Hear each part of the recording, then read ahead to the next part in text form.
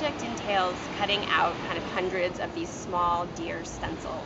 I work with animal bodies and this idea of dislocation and environmental shift. And the space, this sort of like empty lot on the Lower East Side, seems like a great place to talk about these issues of migration and patterns of population.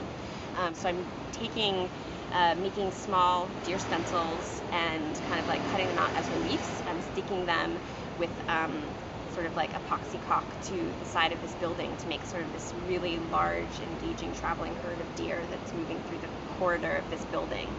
I think a lot about sort of using deer as agents to talk about migration and sort of marginalized populations. As deer in North America, we kind of like always think of them as these animal populations that live on the periphery that people are constantly trying to negotiate space with.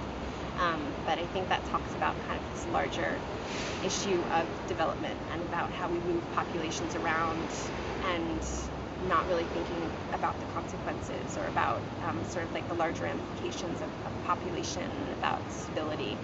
The lot that I'm working on is 181 Stanton Street down on the Lower East Side, and when I first found the open call for this project, one of the things that really attracted me to it is that it's just a project space. It's like removed from the gallery system, so we're not talking about saleable items or commodity. It's just sort of like this larger community project where people can stop and linger and meditate about public art and about space and about how we use it together. So for me, that was a really big draw to want to engage in this project. And we're going to have kind of like the directors of the project are setting up with community groups, and we're going to have kids in kind of like working with me to install, like actually put up the installation, but also doing workshops with stenciling and kind of just like the idea of making public art and reusable materials, which is a large thing for me in this, since I'm making a mass amount of deer bodies. I'm using recycled materials. So this idea that like art can kind of pop up in surprise and can exist within our daily lives, and it's not something that has to be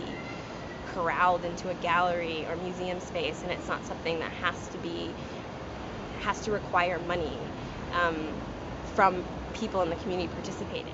So that's sort of what I'm working on here.